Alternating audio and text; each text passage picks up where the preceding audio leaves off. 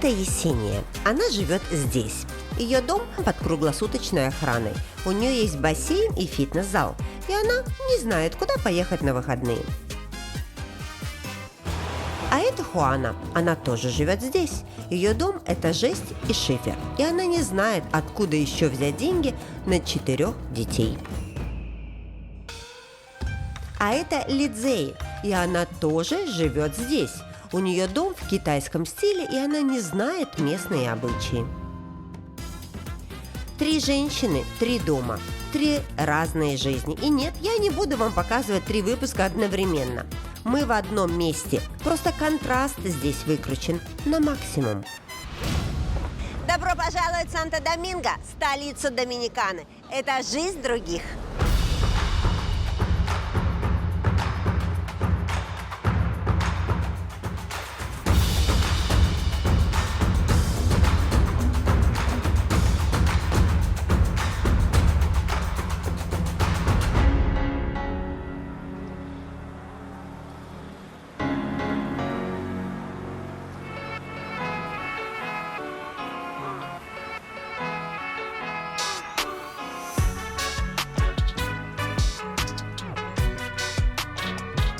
Пальмы до неба, бирюзовая вода, кокосы. Кажется, вот он, рай на земле. Сюда едут со всего мира, чтобы забыть про деньги, проблемы и работу. Но мы сюда приехали не загорать, а узнать, рай ли это для тех, кто живет здесь каждый день. Давайте же сегодня все это и узнаем.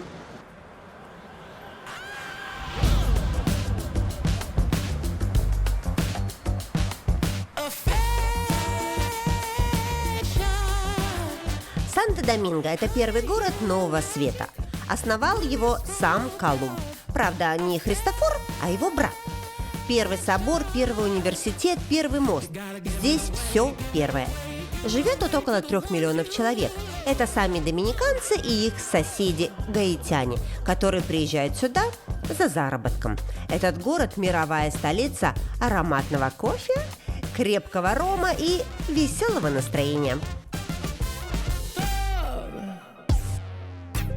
Но за всей этой романтикой могут скрываться трущобы и очень непростая жизнь. Как, например, у Хуаны, которая воспитывает 4 детей и мирится с постоянными отключениями электричества. Или чуть более сладкая, как у Рамоны, которая связала свою жизнь с кулинарией. Ну а если вам повезло, то и очень комфортная, как у Есении, которая работает адвокатом и может позволить себе все, что угодно.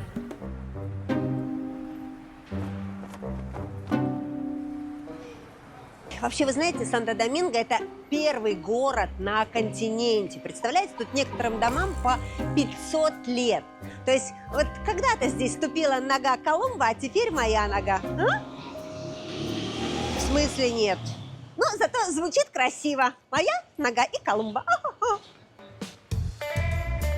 Ну, если честно, тут ступала не только моя нога и Колумба, а еще где-то 22 миллиона ног туристов ежегодно. И знаете, что нас объединяет?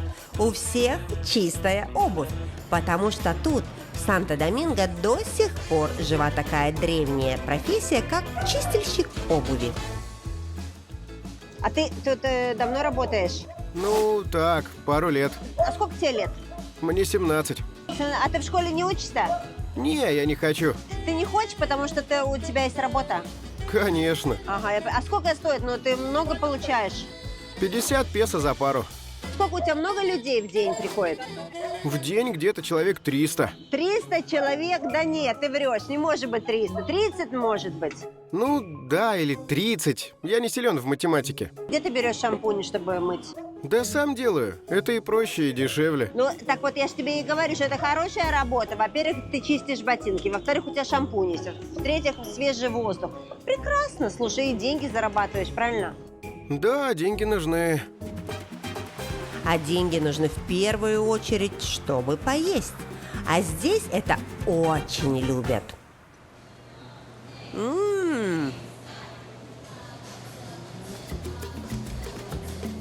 Очень вкусно, ребят. Это просто Это какая-то вообще космическая вкуснятина, я хочу сказать. У доминиканцев нет проблем с аппетитом. Они едят бананы, рыбу, мясо с соусами, это все. И обязательно с кокосом. Так как я не на диете, я иду это все пробовать. А оператор на диете, поэтому он будет снимать.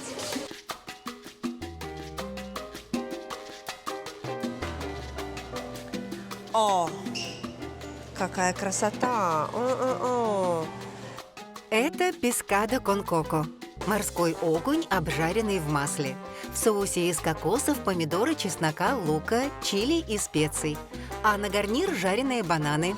Ой, muchas gracias. Не знаю как, но выглядит это шикарно, хочу вам сказать. Местные очень любят кокос. Мы добавляем его практически во все блюда. А так любим рис, жареное мясо любых видов, фасоль. А еще у нас очень популярны бананы. Пожаренные тостонос, каша мангу. Бананы мы жарим, варим, делаем пюре и даже засаливаем. А подожди, а как это есть? Я, конечно, извиняюсь. Ничего сложного. Берете вилку и вот так мясо насаживаете. Оно нежное, легко отделяется. А, так я умею. О, перфетто. Перфетто. Так я умею. Средний поход в ресторан обходится где-то в 1000 песо на человека. Да, это дороговато для нас. Но если мы пришли в ресторан, значит, деньги сегодня у нас есть. И на самом деле вот такое блюдо местные могут готовить дома. То есть они любят рыбу сделать в соусе с кокосом и сделать себе на обед. Мы любим готовить дома. Это и жареная свинина чичарон, и суп санкочо, и рис с фасолью. А еще важно, чтобы дома всегда был кокос. Мы его везде практически добавляем, поэтому покупаем каждый раз, когда в магазин идем. Всегда пригодится. В ресторане мы зарабатываем где-то 40-60 тысяч песо в месяц. Это неплохие деньги для нас. Чаевые у нас уже заложены в чек. Это 10%. Но обычно предпочитают еще сверху дать немного наличными.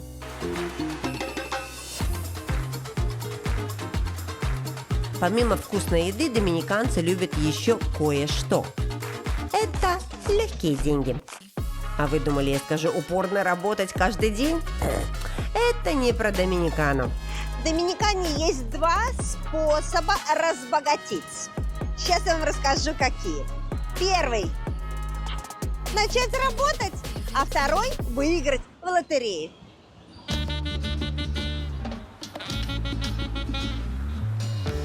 Местные не умеют копить, не вкладываются в акции или облигации. Тут все скупают лотерейные билеты и надеются на удачу. А точек продажи лотерейных билетов больше, чем продуктовых магазинов.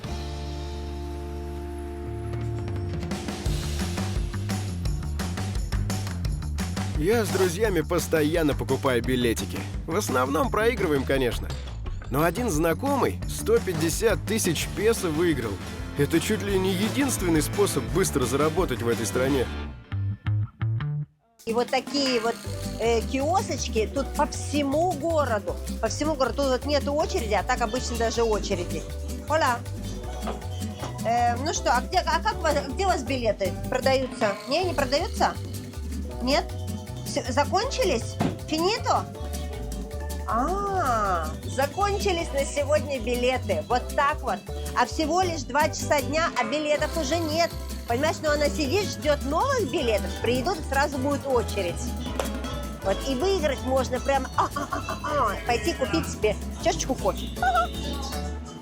Всегда покупаю, ни разу не выиграла.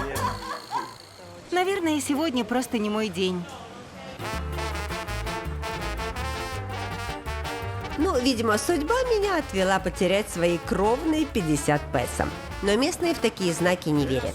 Средний житель проигрывает больше 200 тысяч песо за год на этих лотереях. Хоть выиграть у меня на чашечку кофе и не получилось, но кто я такая, чтобы отказываться от кофе? Вот моя слабость. Пойдемте пробовать. Говорят, тут люди разбираются в этом напитке с пеленок.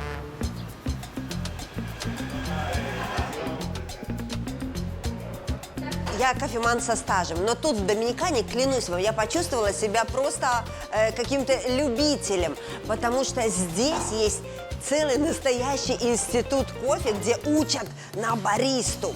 Для того, чтобы все понять, все эти детали, вот это я люблю, вот этот кофе, тут люди учатся годами и становятся профессионалами. Поэтому, чтобы не опозориться в следующий раз, я все-таки решила узнать все детали. Но сначала, конечно, выпью чашечку кофе. Это мне приготовили, вы не думайте, что я чужую взяла. Ой, аромат такой! Оператор любит чай, поэтому... У нас просто культ кофе. По утрам чашечка – это обязательно. В течение дня тоже пьем бесконечно. Его тут много, он вкусный и бодрит. Чай тоже можно попить, но зачем это делать в Доминикане?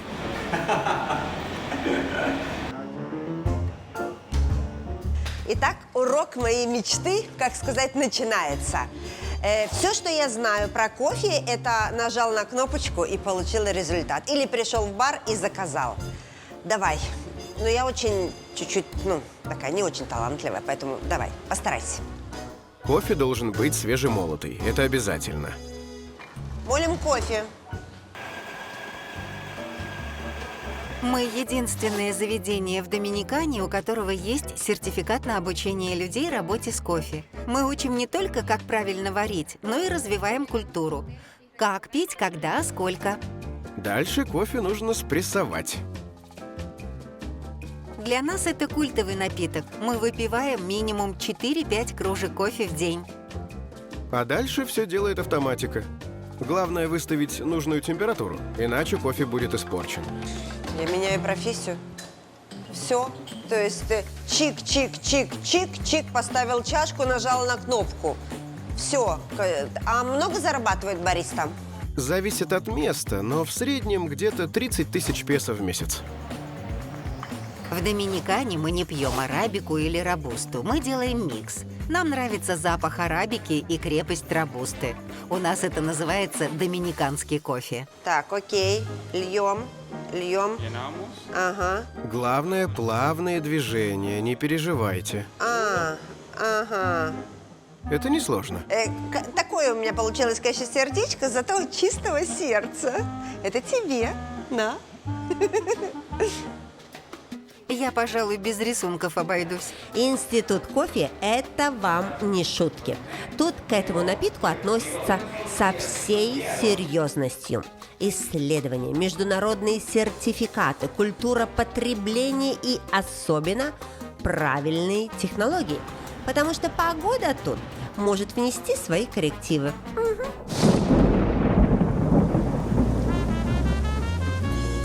В Доминикане 2 времени года. Жарко и очень жарко. И между ними иногда бывает сезон дождей, когда тоже жарко, но еще и мокро. У нас нет как такового плохого времени года. Всегда тепло и солнечно. Но сезон дождей неприятный. Надо быть готовым. У нас всегда тепло, где-то 28 градусов. Даже ночью температура редко опускается до 20. Мы привыкли, для нас это комфортно.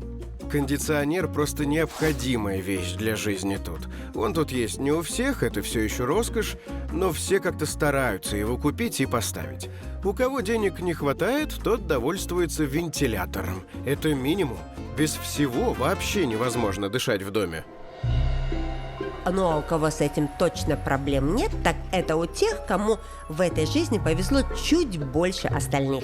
У них повыше зарплата, побольше дом и другие проблемы. Куда поехать отдыхать и какую сумочку выбрать на вечер. Солнечная Доминикана – это рай. И свой уголок в этом месте – выгодная инвестиция, которая может расти на 25% ежегодно. Наши друзья как раз продают землю в регионе Самана, в красивом месте Плая-Гранде. Прямой выход к пляжу, оформлением в собственность и подведенные коммуникации всего $200 за квадратный метр. Рассматриваете варианты инвестиций в землю за границей? Все подробности о проекте вы можете узнать в описании к видео. В Санто-Доминго есть районы, где люди живут в высотках с бассейнами, с личными поварами, с вертолетными площадками. Тут все безопасно, камеры, частная охрана. чисто, нет мусора и очень дорого. Так, мне нравится, идем смотреть.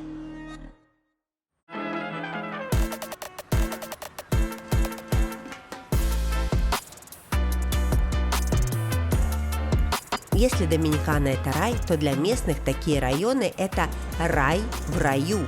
Здесь можно встретить топ-менеджеров, владельцев разного бизнеса и, конечно, наследников огромных состояний.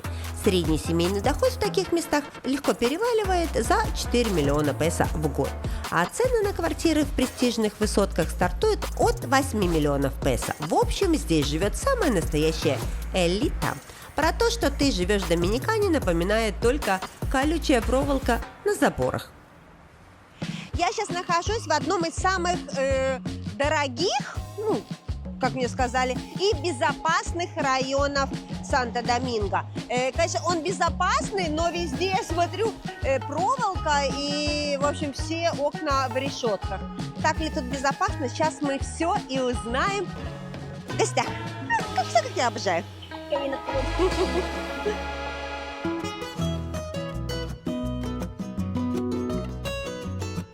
Я работаю адвокатом. Это престижная профессия у нас в стране, и можно спокойно закрыть все свои потребности, особенно если ты адвокат в бизнес-секторе. Оля, Здравствуй, моя дорогая. откройте меня.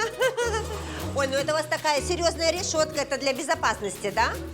Да, это для безопасности, чтобы никто не лазил.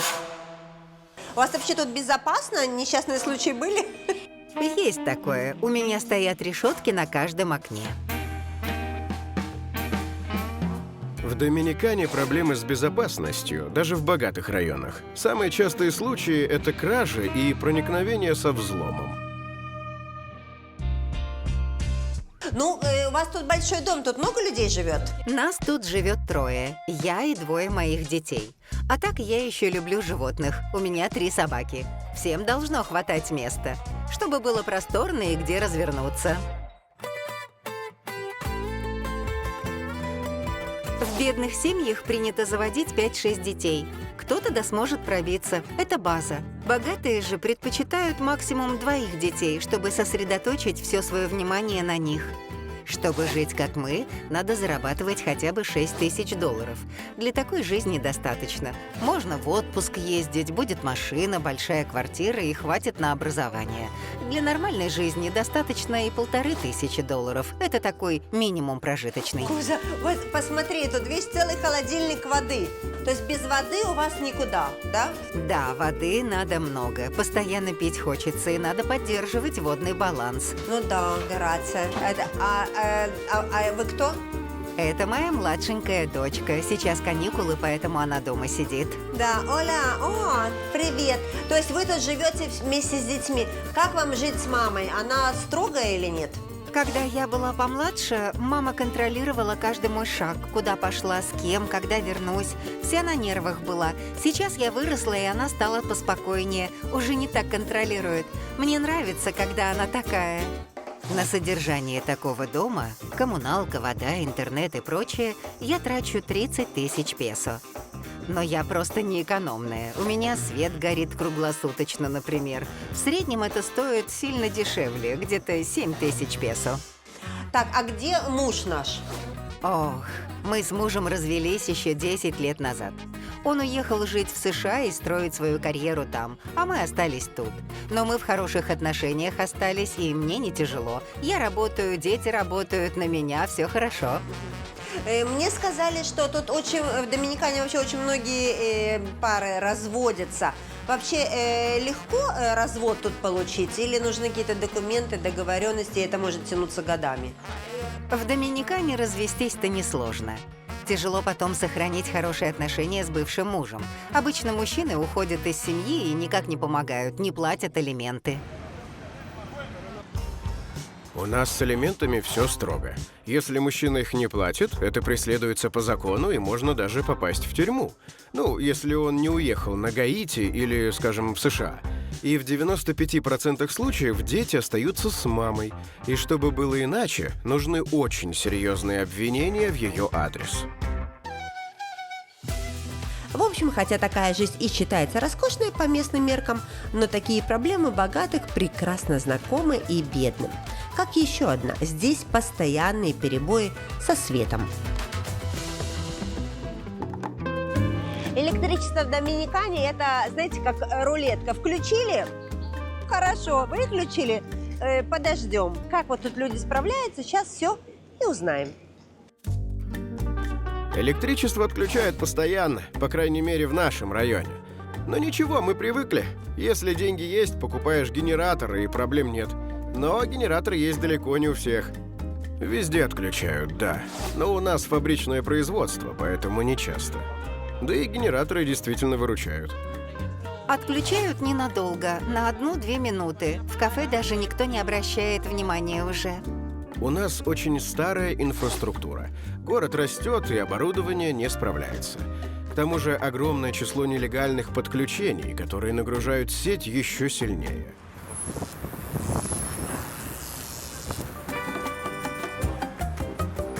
В общем, с электричеством тут, так сказать, напряженность. То его нет, то есть, то опять нет.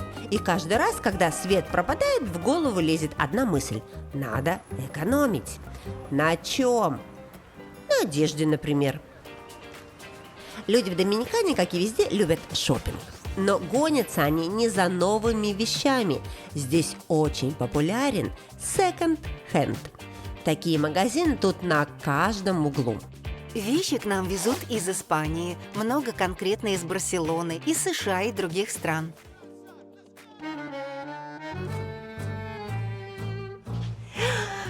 Ой, красота! Вот так выглядят, кстати, самые популярные магазины в городе. Second Hand.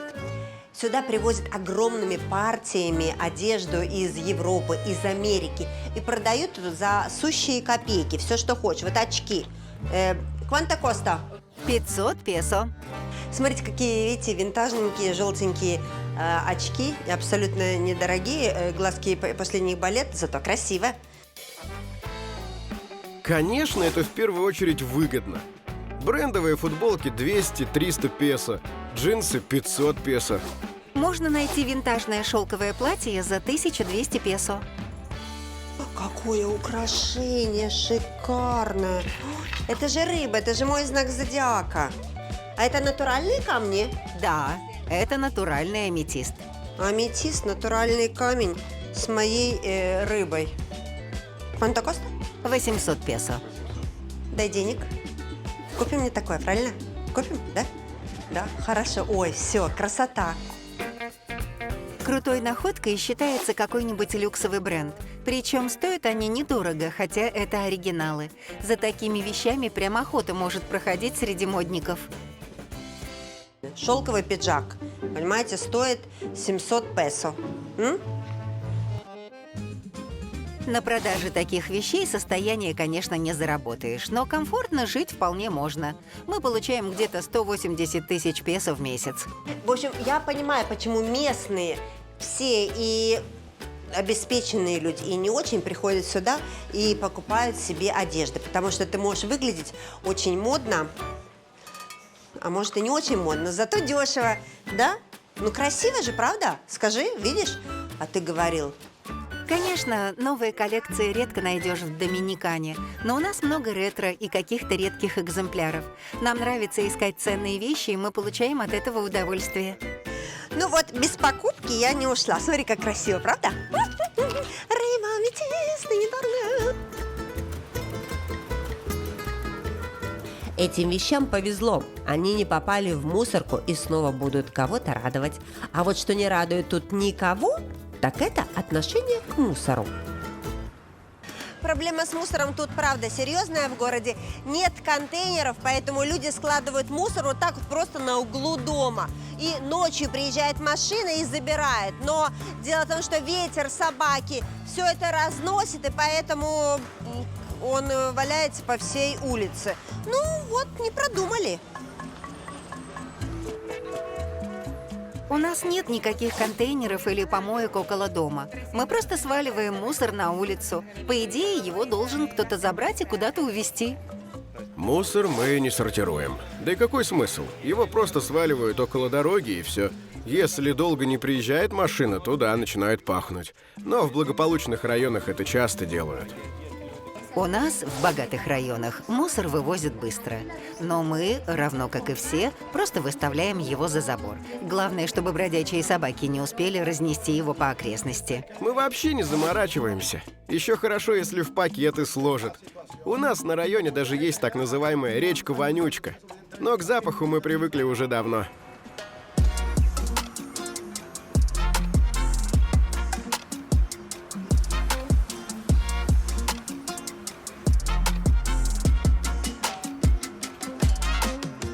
Знаете, такое выражение «кто не работает, тот не ест».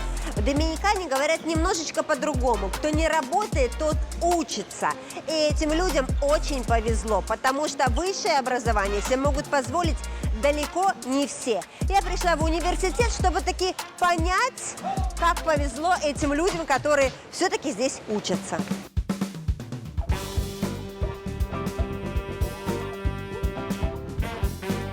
Мы обучаем людей для туристической сферы. В основном это повара. Для поступления достаточно иметь диплом об окончании школы, и все. Обучение стоит 40 тысяч песо в год. Мне повезло, мне помогают родители с оплатой. Но нужно помнить, что в конце года надо заплатить еще 20 тысяч песо. Проведение экзаменов оплачивается отдельно. Я нахожусь в классе, где одновременно может готовить 24 человека. Представляете, вот так вот проходят лекции по кулинарии. Вот и самое интересное, он такой технологичный, этот кабинет, что видите, вот тут вот стоит преподаватель, профессор. О, мои руки, видите, вот так вот. И вот делает, то есть, и они видят все на экранах, и повторяют за ним. То есть кто берет, говорит, берем сковородку, сюда выбрасываем, тут потом все делаем, тут вымакиваем, тут делаем жик-жик-жик, тык-тык-тык. И все это они должны вот увидеть на экранах и повторить. Ой, я бы так могла спокойно вот сниматься, честно говоря. Тебя показывают по телевизору каждый день, и очень даже здорово.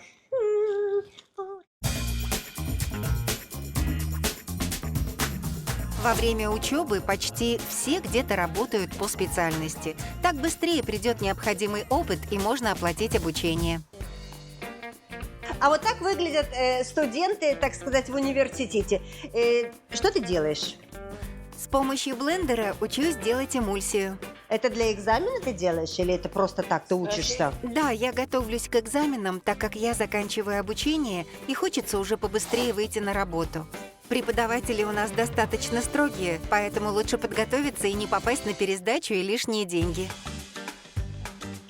Нашим студентам легко найти работу. Многие могут рассчитывать на место шеф-повара в ресторане. Зарплата там от 150 тысяч песо в месяц. Это очень хорошо. А, даже так. Ой, а тут, смотри, твоя коллега котлетки жарит. Я тоже могу сдать экзамены на жарку котлет. Конечно, я могу их завалить, но тем не менее. На экзамене студенты должны приготовить все блюда из списка, а мы их дегустируем. Если все вкусно и все хорошо, получаешь диплом.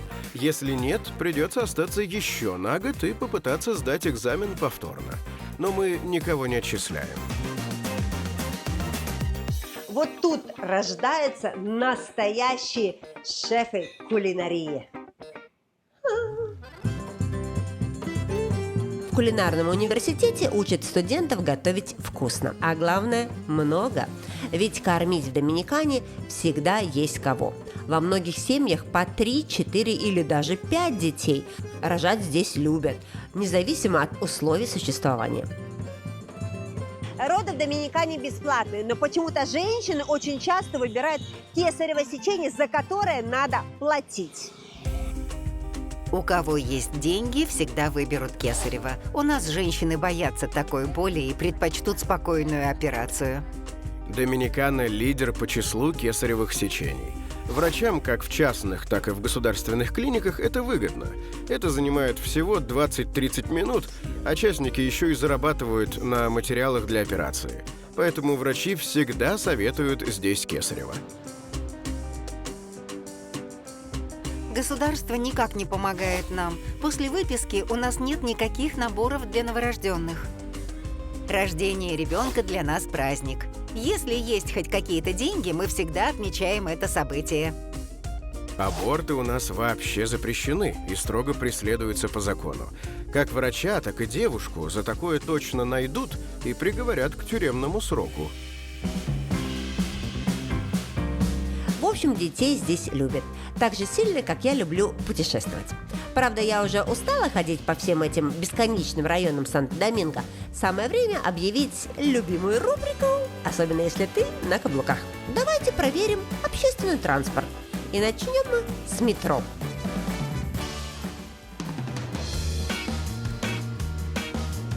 Так, вот один билет стоит 35 песо. Дали карточку, дали деньги, сдачу. А ты себе не купил. Иди купи себе билет, не позорься. Так, я всегда, знаешь, как в метро. О, с первого раза.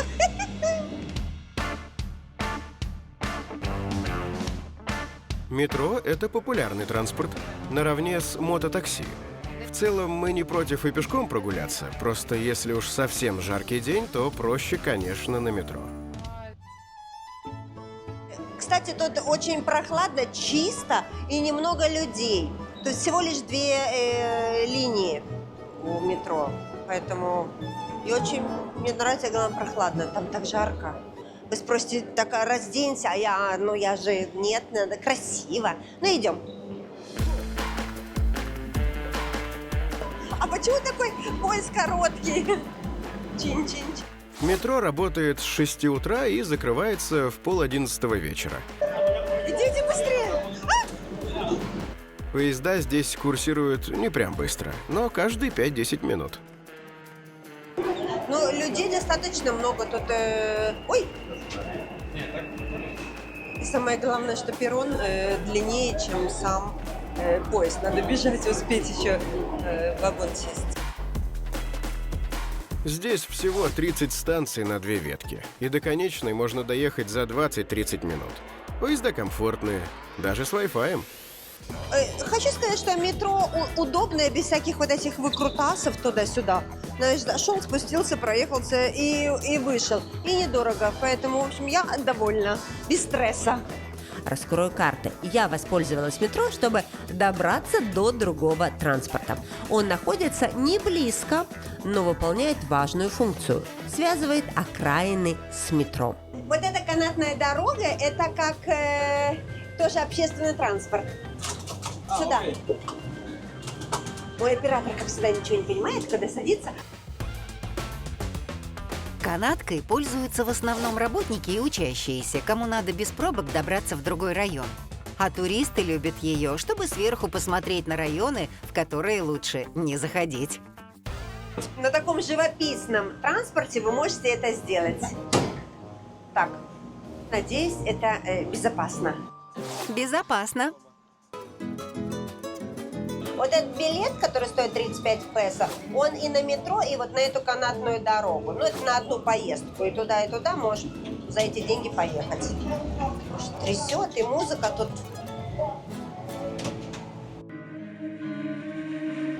В общем, как вы уже могли догадаться, эта дорога ведет нас в самое интересное, но в то же время самое непопулярное место. Я приехала в район, куда практически туристы, конечно, никогда не приезжают, потому что Доминикану мы привыкли видеть немножечко по-другому. Но сейчас мы покажем вам место, где живет очень много людей, и это реальная жизнь. Это дом Хуаны, хотя домом его назвать можно с большой натяжкой. Она тут живет всю свою жизнь. А где вы берете продукты? Там за речкой кальмаров ловим. Кальмары вот в реке ловите, да? С другой стороны, где чище. А, с другой стороны. Рыбаки торгуют. И недорого, наверное, да? Недорого. Ну, слава богу, что так. То есть кальмарами одними питаетесь, да? Ну, хорошо. Но перед тем, как познакомиться с реальной жизнью доминиканцев, давайте зайдем в местный супермаркет. Я уже весь день в дороге и что-то проголодалась. Заодно узнаем, что тут по ценам, какой вообще ассортимент в магазинах Нового Света. Так, я пришла в супермаркет. Сейчас посмотрим, так сказать, цены. Что у нас тут есть? Итак, что я вижу? Пока ничего. Какие-то мешки, ничего не понимаю, что это такое. Но я сейчас найду. Подождите секундочку. На еду минимум надо 30 тысяч песо в месяц. Это вот прям нижняя планка. Итак, я взяла яйца. Стоят они 209 песо. Это за 30 яиц. Это не за 10 яиц. Если зарабатываешь 100 тысяч песо, то вполне комфортно. Еда есть, кредиты доступны, можно даже машину позволить. Так, курица 346. Тяжеленькая.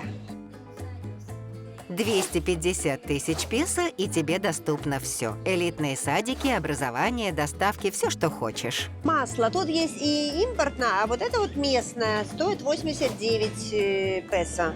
А вот это вот местный хлеб, он очень вкусный, когда тепленький, стоит 55 песо. Это вот берешь и на весь район. В общем, цены тут привлекательные. Дешевле, чем в большинстве стран.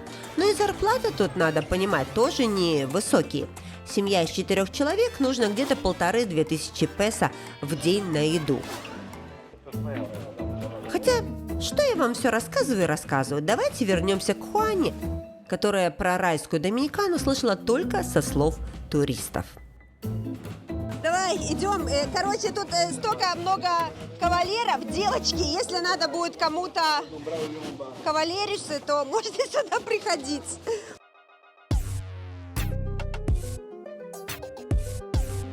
Тут живет каждый 5-й доминиканец. Есть ощущение, что власти забыли про эти районы. Тут у нас нет работы, воды, дети учатся в аварийных зданиях. Просто ужасные условия.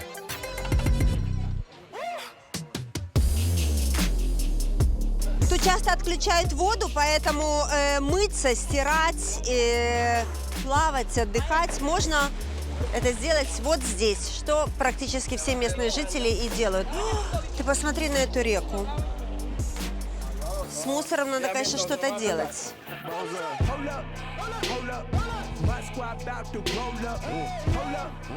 Самое грустное, что бедные районы растут на 10% в год.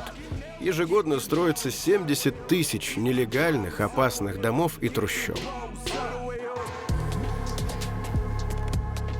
Так, меня куда-то ведут. Привет, собака. Господи, а я вырядилась, понимаешь, как будто на праздник иду. Вот так вот они строят дома свои. Мы сейчас зайдем к кому-то в гости и посмотрим, как они живут внутри, эти люди. Идем. О, нашла. Оля. Здравствуйте. Привет. Сразу закрыл дверь, а я зайду. Ой, как у вас здесь романтично, хотела сказать, но сейчас посмотрим. Полиция сюда не часто приезжает, но иногда приезжают. Правда, постоянно оглядываются и очень некомфортно себя чувствуют. Ой, слушайте, у вас это, короче, ваш дом, да? И сколько ваш тут человек живет? Я, муж, наши дети. Тут 6 человек живет. О, ничего себе, 6 человек, это много. Работы толком нет. Все работают неофициально и, конечно, без документов. Кто где? Грузчики, торговцы, ремонт чего-либо. Всегда ищут какие-то шабашки и халтурки. А у вас дети ходят в школу или нет? Да, все, кому пора, уже учатся. И вы водите их каждый день в школу, да? Ну, когда вожу, когда сами доходят. Что они? Район знают уже. Я поняла. Мы туда не ходим. Если ты не из бедного района, тебе там делать нечего. Это правило такое. В богатых районах не просто так заборы с колючей проволокой. В трущобах существуют криминальные группировки, поэтому лучше лишний раз не соприкасаться с этой частью Доминиканы.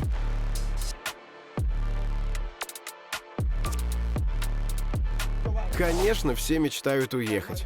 Но государство никак не помогает в этом. Мы предоставлены сами себе. Так, ну вот это, как бы считается, гардеробная. Тут и обувь, и одежда. Вот. А вот тут вот и спальное место, где спит вся семья. Вот. Видите? Вот так это все выглядит. Прачечная и сушильная тоже здесь, тоже все и сохнет. И главное, что есть вентилятор.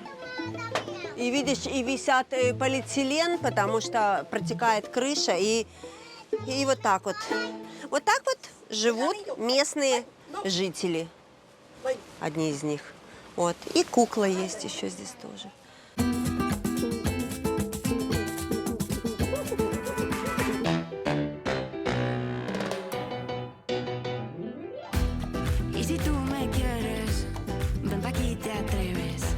Для многих туристов Доминикана – это райский уголок. Пальмы, пляжи, бесконечное лето. Но для самих доминиканцев это просто дом. Со своими проблемами, с борьбой за выживание и надеждой на лучшее. Здесь тоже не хватает денег, тоже отключают свет, люди тоже болеют. Просто на фоне карибского заката это выглядит немного красивее. Так что рай, он у каждого свой.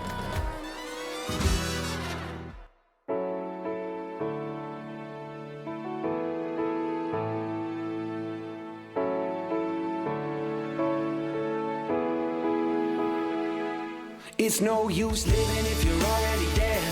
It's not worth saying if it's already said. Even if it all goes over your head, believe it if you want to. So keep your eyes on the road and your head in the stars. Follow it down the rabbit hole just a little while longer. You can change anything if you want to. Sing it like ooh, if you want to. Sing it like ooh, if you want to.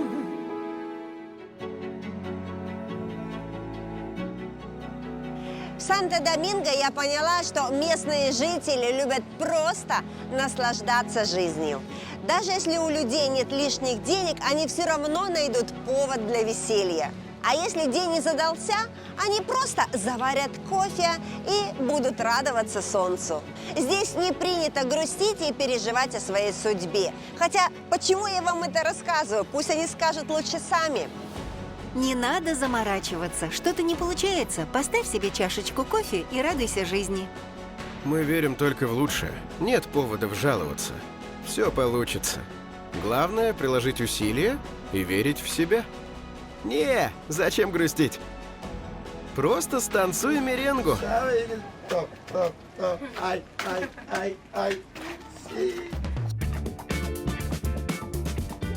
Смотрите в следующей серии. Я почувствую себя Вилли Вонкой на настоящей фабрике шоколада. Господи, какая отрава. Узнаю, сколько стоит отправить ребенка в детский сад.